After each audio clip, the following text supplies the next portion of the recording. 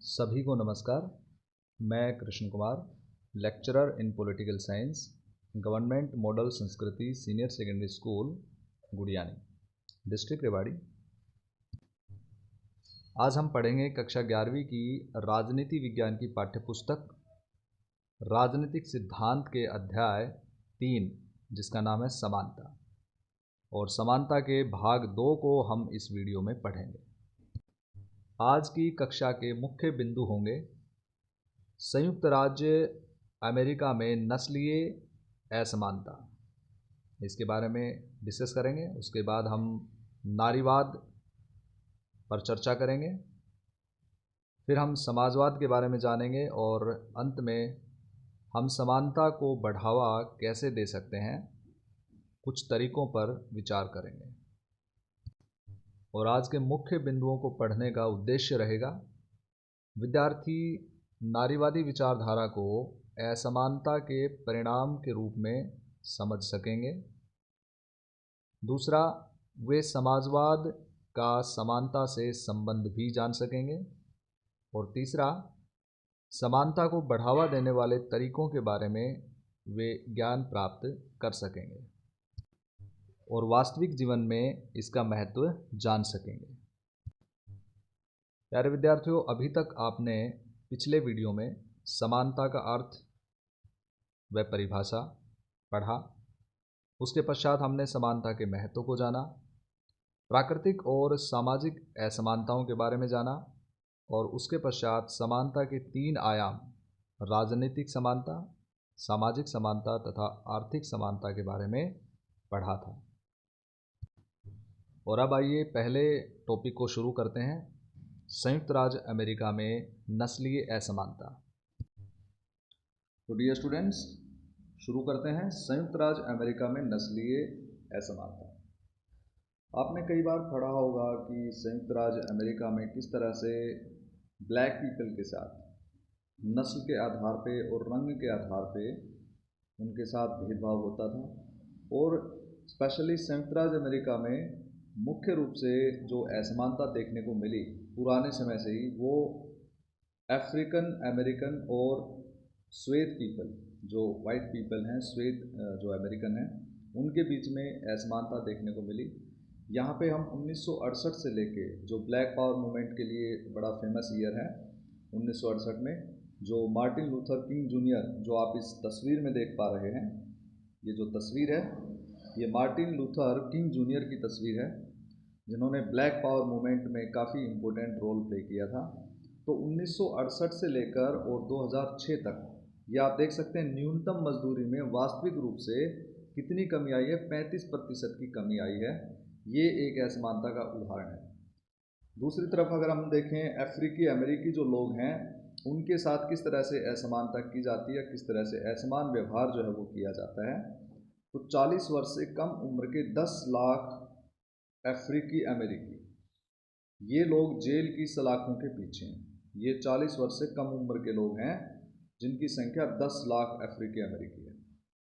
13% अश्वेत पुरुष जो black people हैं, वो वोट के राइट जो होता है, राइट टू वोट, जिसको हम वयस्क मताधिकार कहते हैं, उससे वंचित हैं। और 13% अश्वेत पुरुष, यानी कि आप समझ सकते हैं कि काफ़ी बड़ी संख्या है। इसी के साथ अगर हम धन से संबंधित देखें तो ऊपर वाले जो 20% लोग हैं अमेरिका में, वो 83% धन पर अधिकार जमाए हुए हैं। इसका मतलब है कि 20% जो लोग हैं, अपर जो कैटेगरी के लोग हैं, 83% धन उनके पास है। इसी तरह से निचले जो 20% लोग हैं, उन लोगों के पास तो बिल्कुल भी धन संपदा है ही नहीं।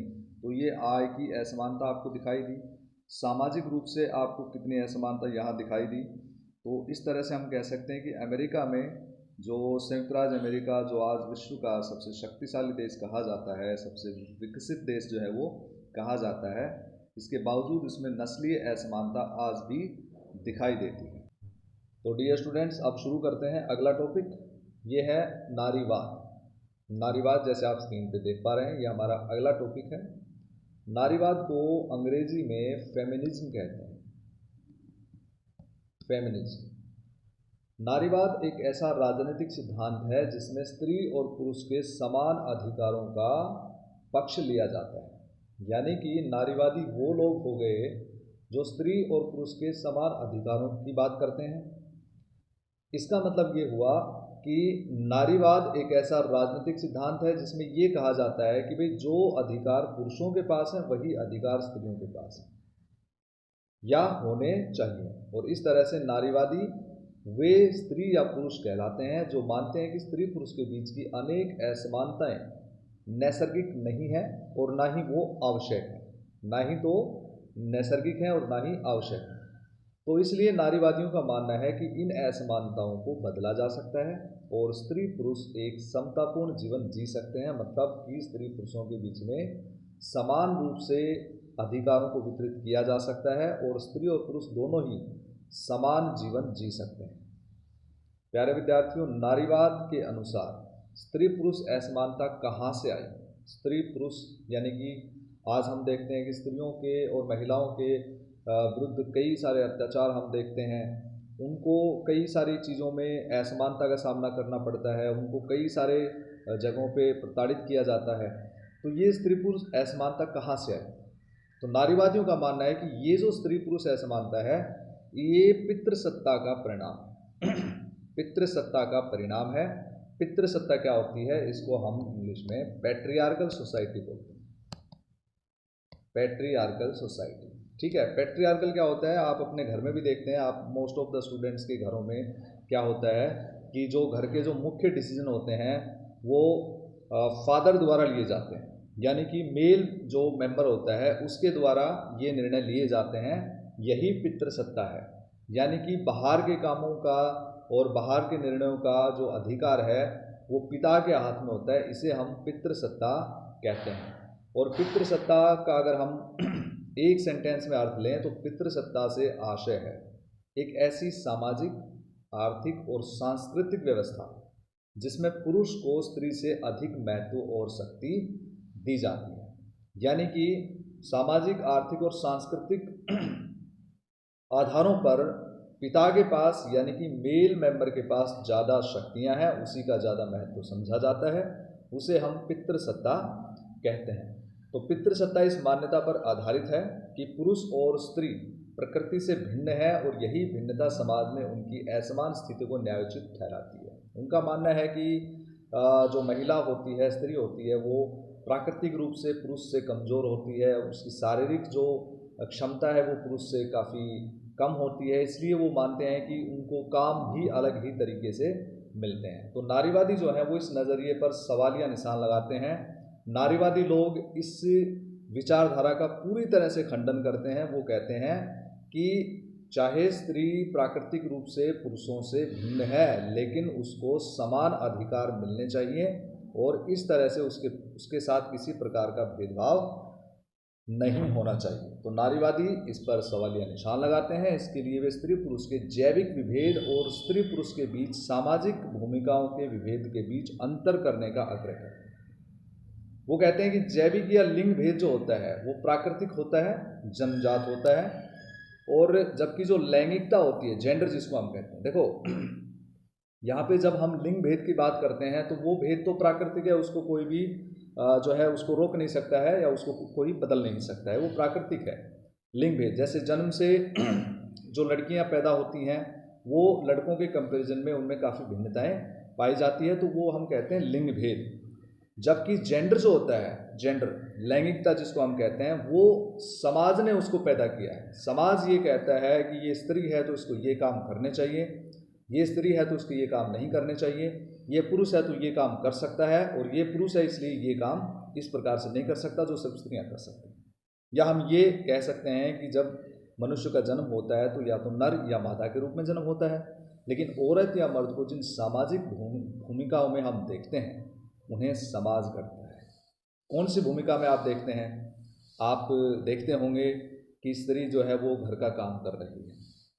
प्यारे बच्चों, आप ये भी देखते होंगे कोई स्त्री बाहर से पानी लेकर आ रही है, वो घर की सफाई कर रही है, वो कपड़े धो रही है, वो खाना बना रही है। आपने बहुत ही कम पुरुषों को देखा होगा खाना बनाते हुए बहुत ही कम पुरुषों को देखा होगा घर की सफाई करते हुए, बहुत कम पुरुषों को देखा होगा आपने बच्चों का पालन पोषण करते हुए।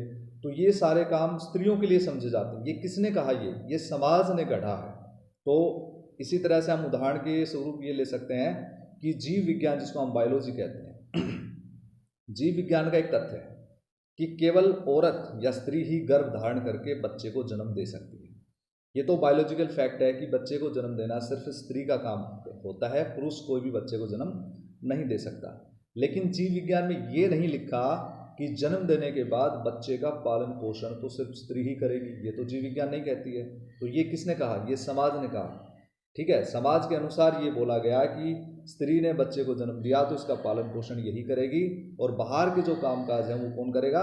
वो पुरुष करेगा। तो नारीवादियों ने हमें ये सिखाया है कि स्त्री पुरुष असमानता का अधिकांश प्रकृति ने नहीं, समाज ने जन्म दिया है या समाज ने पैदा किया है। तो स्त्री और पुरुष के बीच में आज हम जितने भी असमानताएं देखते हैं वो समाज ने दी हैं, जीव विज्ञान ने नहीं दी।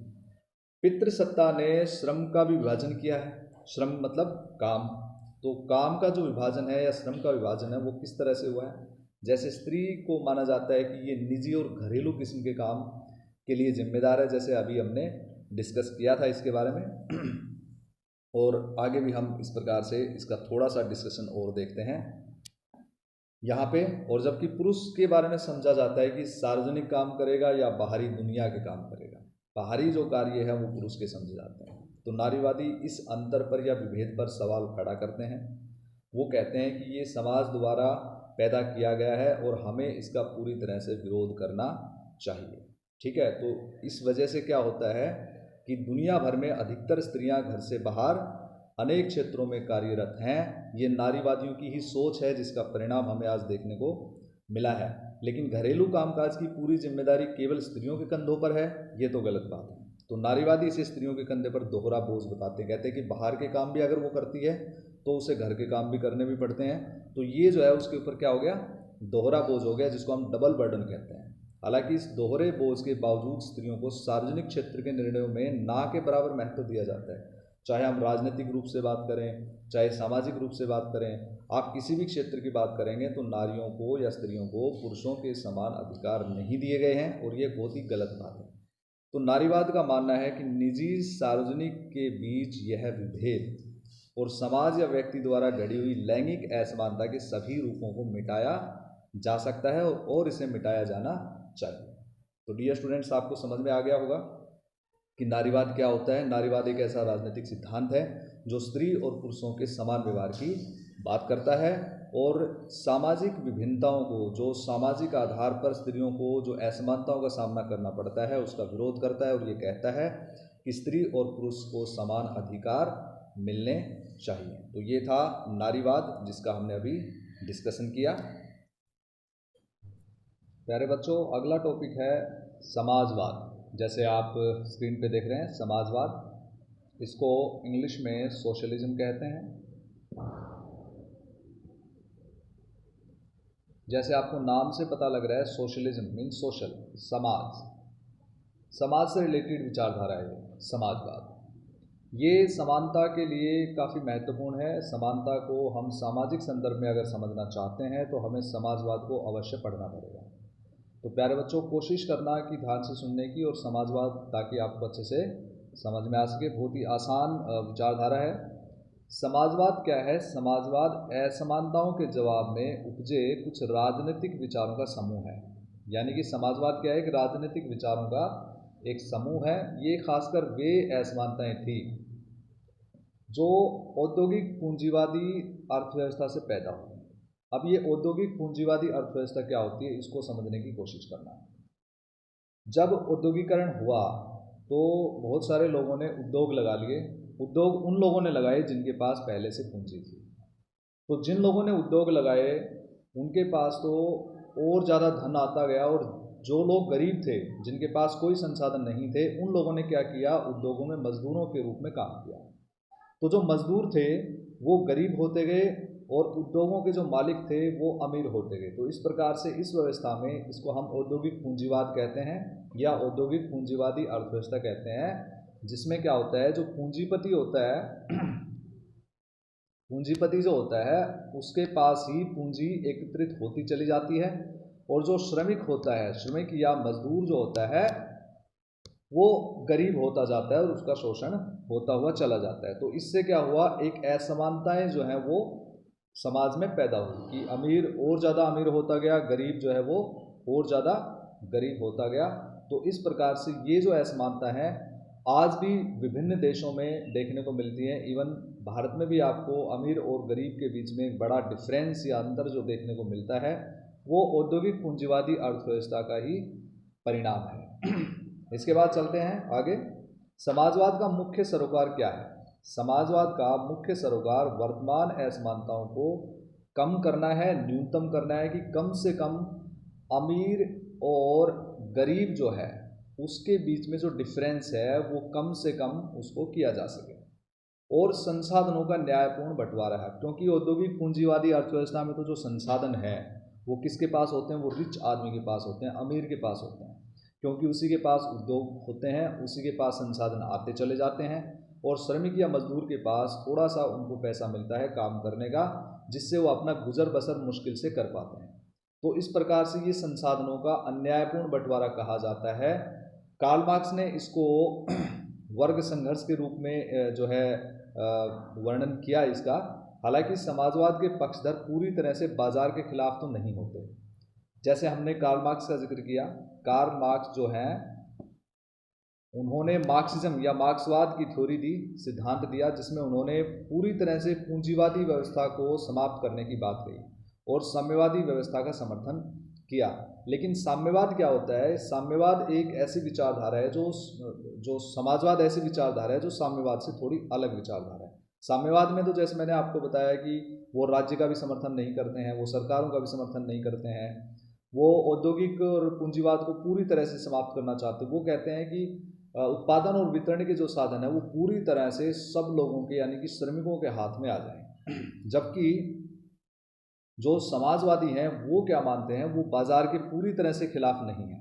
समाजवादी जो लोग हैं वो बाजार से पूरी तरह से खिलाफ नहीं है, वो बाजार का समर्थन कुछ हद तक इस तरह से करते हैं ताकि संसाधनों का न्यायपूर्ण बंटवारा हो सके।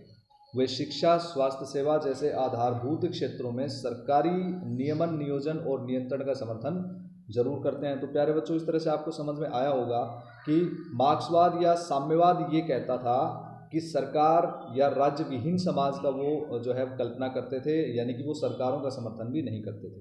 लेकिन समाजवाद यहाँ ये कहता है कि सरकार होनी चाहिए, और सरकार का जो कंट्रोल है वो कहाँ होना चाहिए? शिक्षा और स्वास्थ्य सेवाओं के वितरण के लिए सरकार को ही योजना बनानी चाहिए और सरकार का ही नियंत्रण इसमें ज़रूरी है।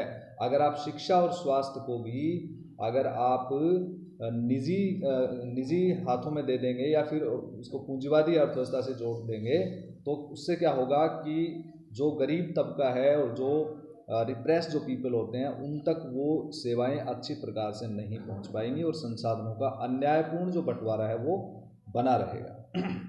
भारत में अगर हम बात करें तो प्यारे बच्चों, इस तरह से आपको समझ में आ गया होगा कि समाजवाद किसे कहते हैं। समाजवाद सिंपली हम एक सेंटेंस में अगर समझें तो समाजवाद का अर्थ होता है समाज में उत्पादन और वितरणों का न्यायपूर्ण बंटवारा, सभी लोगों के बीच न्यायपूर्ण बंटवारा ही समाजवाद ये विचारधारा है और समाजवाद यही कहता है, इसी बात का समर्थन करता है। अगर हम भारत में बात करें तो भारत में प्रमुख समाजवादी चिंतक राम मनोहर लोहिया रहे हैं। उन्होंने 5 तरह की असमानताओं की पहचान की। वैसे तो भारत में पंडित जवाहरलाल नेहरू समाजवाद के समर्थक रहे हैं, राम मनोहर लोहिया भी, जैसे हम उनके बारे में अभी डिस्कस कर रहे हैं, वो भी बहुत बड़े समर्थक रहे हैं। राम मनोहर लोहिया ने सबसे पहले असमानताओं को पहचाना, उन्होंने असमानताओं का वर्णन किया है, फिर उसके बाद उन असमानताओं को कैसे दूर किया जाएगा फिर उसका उन्होंने तरीका बताया है। कहते हैं कि ये असमानताएं हैं और इनके खिलाफ हमें लड़ना होगा। ये कौन कौन सी असमानताएं हैं जिनके खिलाफ हमें लड़ना होगा, ये डिस्कस करते हैं। इससे पहले हम जानते हैं कि राम मनोहर लोहिया कौन थे। राम मनोहर लोहिया बहुत बड़े समाजवादी विचारक रहे हैं भारत के। उनका जो जन्म है वो 23 मार्च 1910 को उत्तर प्रदेश के फैजाबाद जनपद के अकबरपुर में हुआ था। 23 मार्च 1910 को। राम मनोहर लोहिया एक मौलिक राजनीतिक चिंतक, अर्थशास्त्री, सफल समाजवादी और महान देशभक्त भी थे। 1955 में भारतीय समाजवादी दल का इन्होंने निर्माण किया था। और राम मनोहर लोहिया के बारे में एक और विशेष बात है कि इन्होंने मार्क्सवाद का खंडन किया है।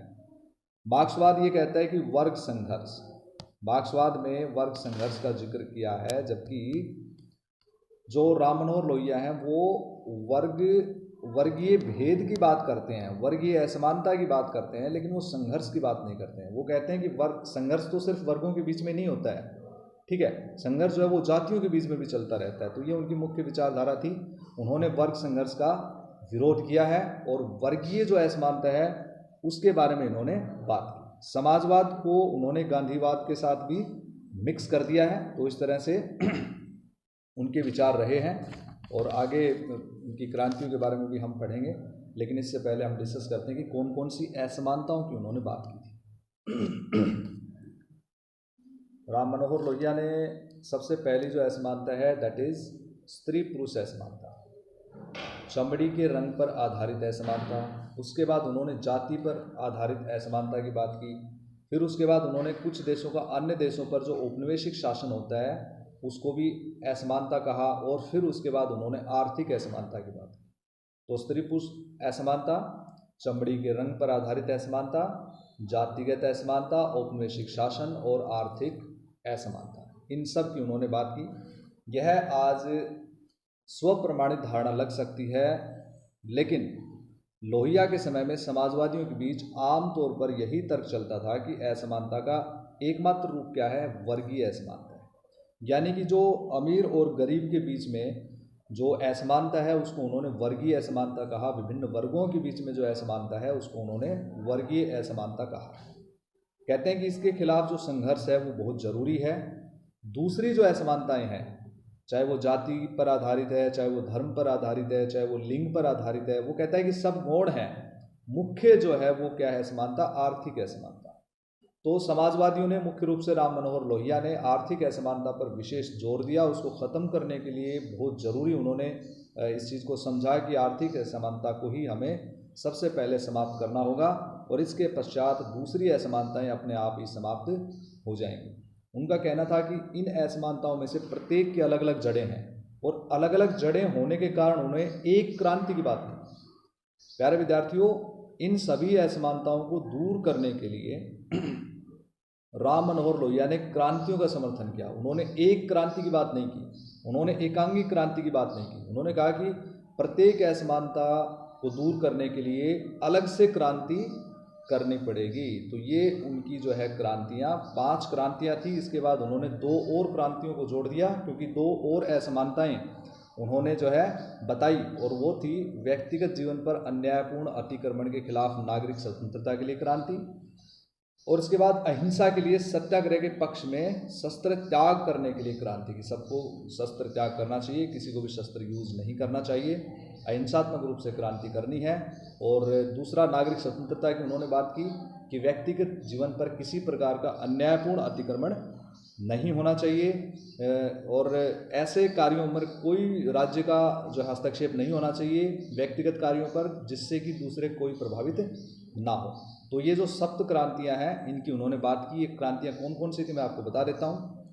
सबसे पहली क्रांति उन्होंने बात की कि स्त्री पुरुष की समानता हेतु क्रांति। दूसरी क्रांति का उन्होंने जिक्र किया चमड़ी के रंग पर रची राजकीय, आर्थिक व दिमागी असमानता के विरुद्ध क्रांति। तीसरी क्रांति की बात की संस्कारगत जनजात जाति प्रथा के खिलाफ व पिछड़ों को विशेष अवसर के लिए क्रांति। चौथी क्रांति की बात की विदेशी गुलामी के खिलाफ तथा स्वतंत्रता एवं विश्व लोकतंत्र के लिए क्रांति। पांचवी क्रांति थी निजी पूंजी की विषमताओं के खिलाफ व आर्थिक समानता के लिए तथा योजना द्वारा पैदावार बढ़ाने हेतु क्रांति। और छठी क्रांति उन्होंने बताई निजी जीवन में अन्यायी हस्तक्षेप के खिलाफ व लोकतंत्र पद्धति के लिए क्रांति।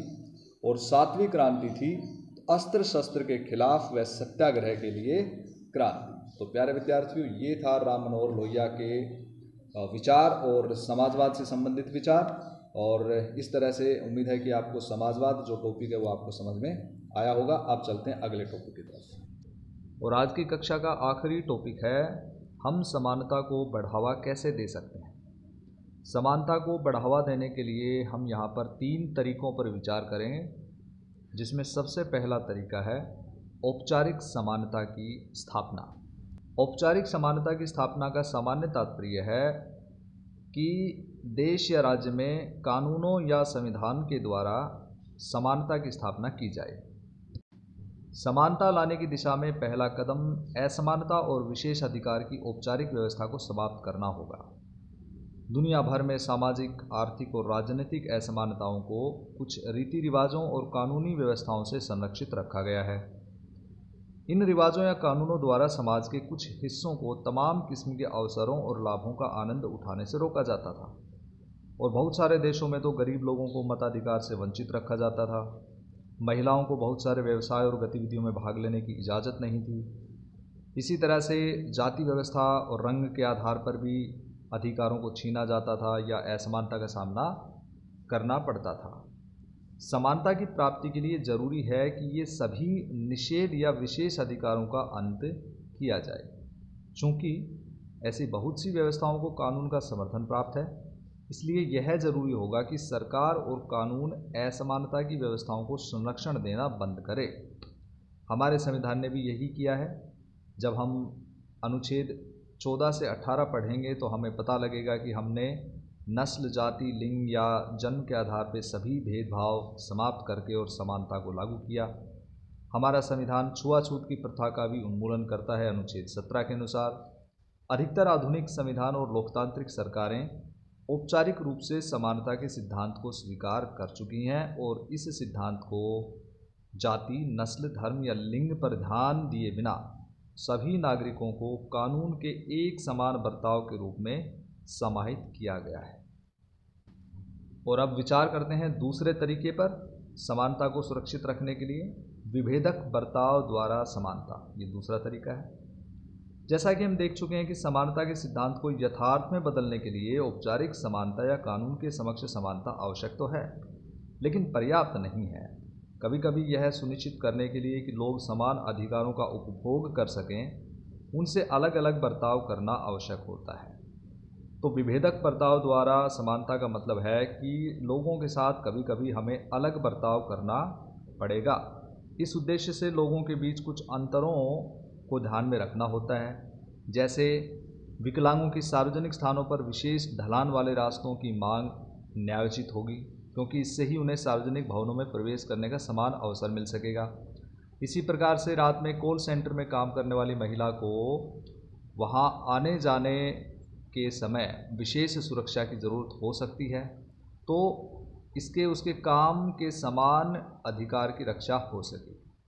तो समानता की कटौती इन्हें नहीं वरन बढ़ावा देने वाले उपायों के रूप में देखा जाना चाहिए।